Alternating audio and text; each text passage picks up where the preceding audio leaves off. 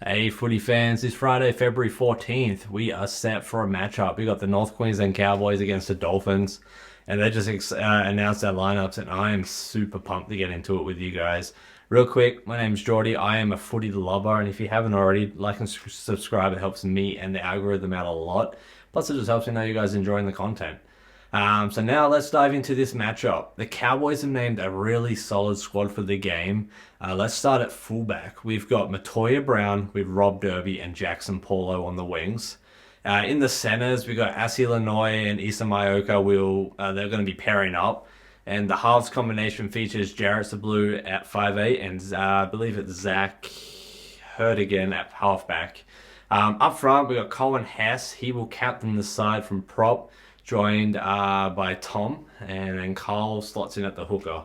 The back row consists of Mason Kira and Kai O'Donnell, with Emali at the lock. On the bench, players like Xavier Keres, Nicola Naz, they're ready to make an impact at the coach's call. So I'm intrigued to see what they do and when they get to get some field time. Let's jump over to the Dolphins real quick. On the other hand, they've also put forward a very intriguing lineup when I looked at it on social media tonight. We got Kurt Donegal starts at fullback, really solid player. Excited to see his coverage on the game on Friday. With LJ Nonu and Junior Tapo, they're both on the wings, super quick, super agile. Really, really pumped to see those guys. We got Tavita and Max. They're going to handle the center positions. In the halves, we got Jack Averillo, something like that. Don't come at me for the pronunciations. But he's going to be partnering with Sean O'Sullivan. The forward pack includes Joshua Allen. I'm pumped to see him play, and then Ryan Jackson as the props. They're going to be mental and super, super good.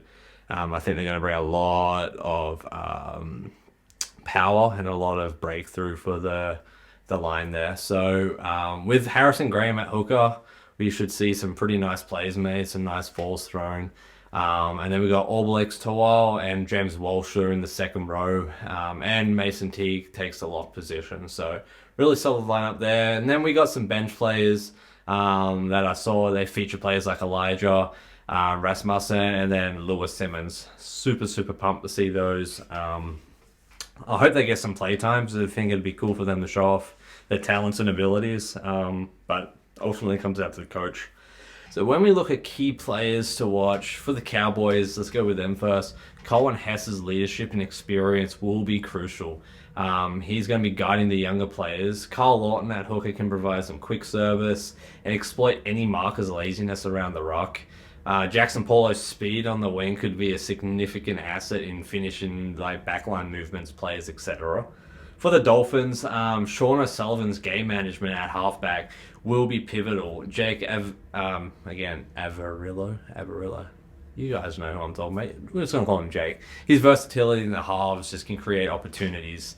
And then Kurt Donegal at fullback will be looking to inject himself into the attack whenever possible.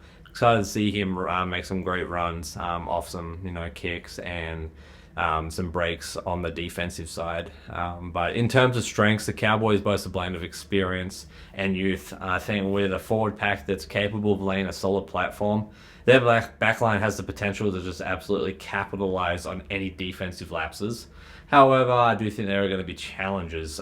These might be the key cohesion between the combinations, especially in the halves, just as they're trying to figure things out. The Dolphins have dynamic halves pairing O'Sullivan with Jake, which could spark some creative plays, I think. I'm excited to see what they do there. If they're going to run traditional backlines or run, X's or bring some second rollers in there and whatnot. I'm really intrigued to see what they do. I think they're going to try and shine for the coach, especially since it's preseason trials right now.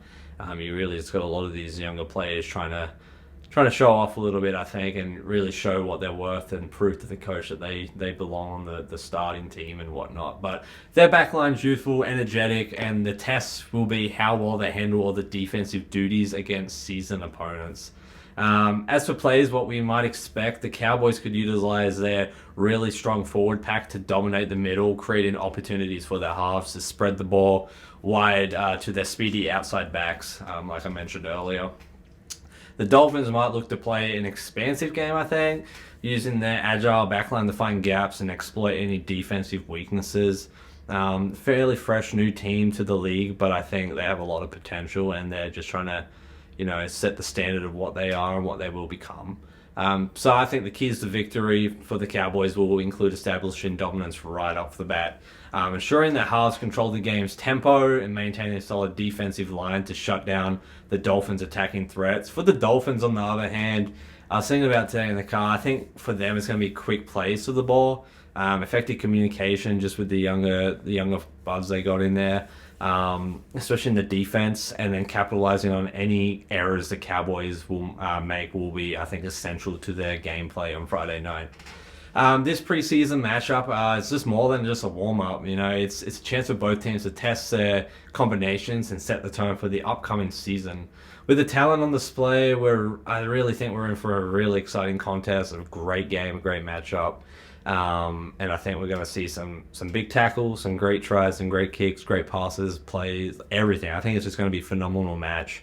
The North Queensland Cowboys have always been a tough team, especially in that kicking game. Back when we had like JT, Jonathan Thurston, he was just phenomenal setting up kicking plays.